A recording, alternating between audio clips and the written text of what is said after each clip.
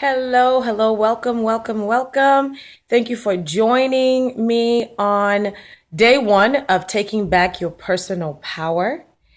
And I'm excited to be on this journey with you for the next 7 days. I pray that you will be blessed and on your way to embracing the new you that you are supposed to be.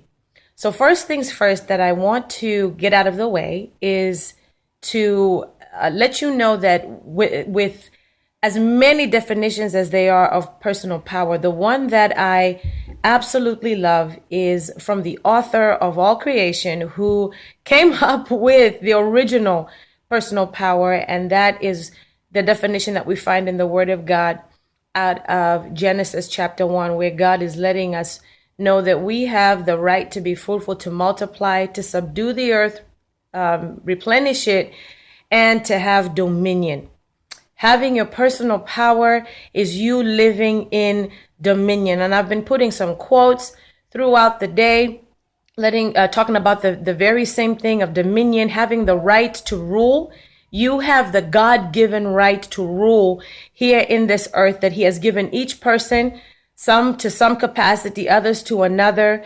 But it is a God-given right that you have to rule and reign in the earth. So I want you to know that first off, and to embrace that, and to continue to embrace that if you have been. And one of the quotes that I put today was that we lose our personal power because we don't even know that we have it. So we have to realize that we have been given this right to live in dominion. We have been given the right to make decisions in the earth. We have been given the right to make decisions over our lives, and God, giving us the opportunity to do that is because He wants to bless us, and He wants us to enjoy life to the fullest and to be fulfilled people. So that's the first thing. Know that you have this God-given right.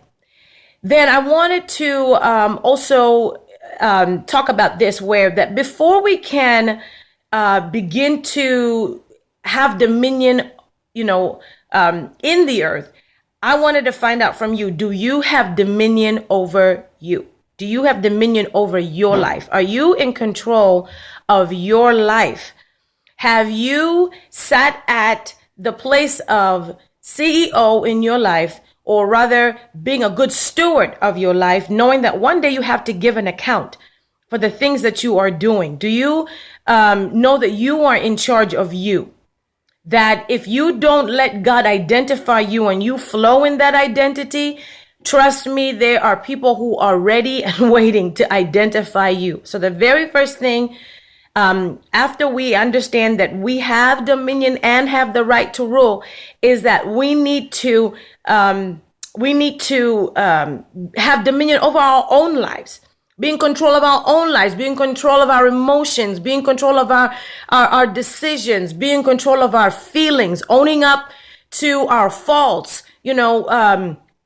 celebrating our own successes. Like, we have got to, first of all, get it right at home. We got to get it right in our own lives. How am I doing in my own life before I can go out there and lead another person? And that's the vein that we're going in with taking back your personal power. It's us realizing I'm going to make some certain decisions about me. You're going to make certain decisions about you.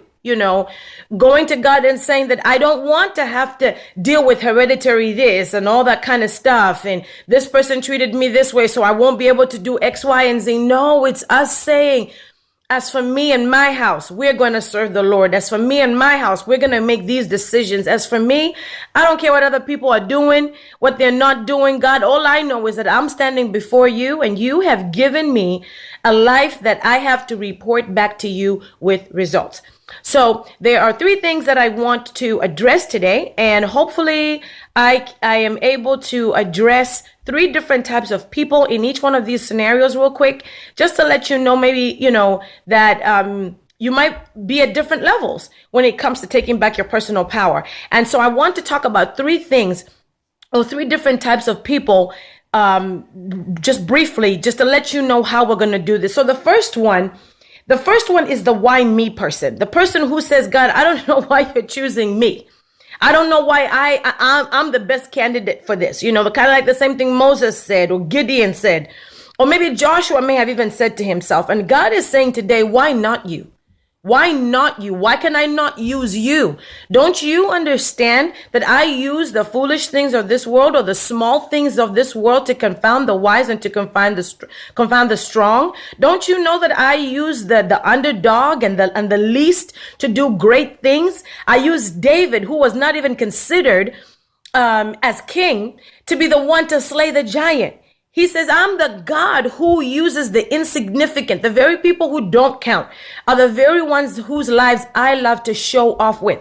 So God is saying to you today, stop saying why me and start saying why not me, because that's what God is saying about you. You are the right candidate, because I'm telling you, when he uses the least among us, when he uses the least likely, it shocks so many people because they didn't see it coming, especially to the enemy. You are a secret weapon.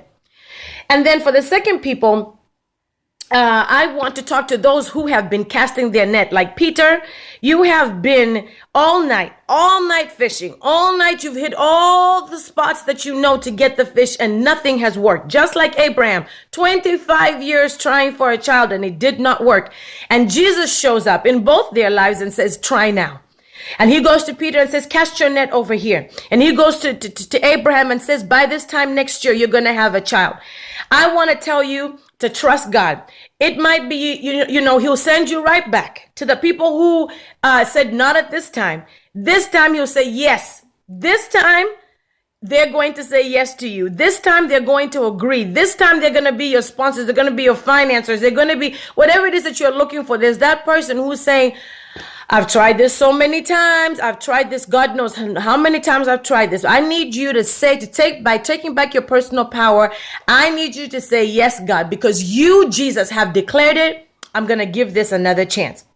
Then the third person that I want to talk to are those who are like the man at the pool of Bethesda, who says, you know what? I have tried everything that I know.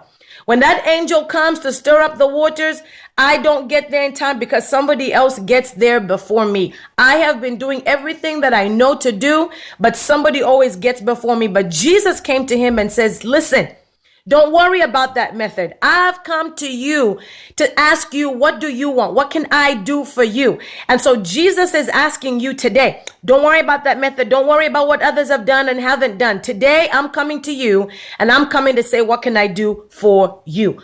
So let me encourage you with that. I'll continue posting. Invite your friends. Let's take back our personal power this year. We're not going to be making decisions based off of, it didn't work and all this kind of stuff. God is coming in to come and give you and remind you that you have the power to rule in the earth. And he has come to give you dominion. So be blessed and look out for tomorrow's video.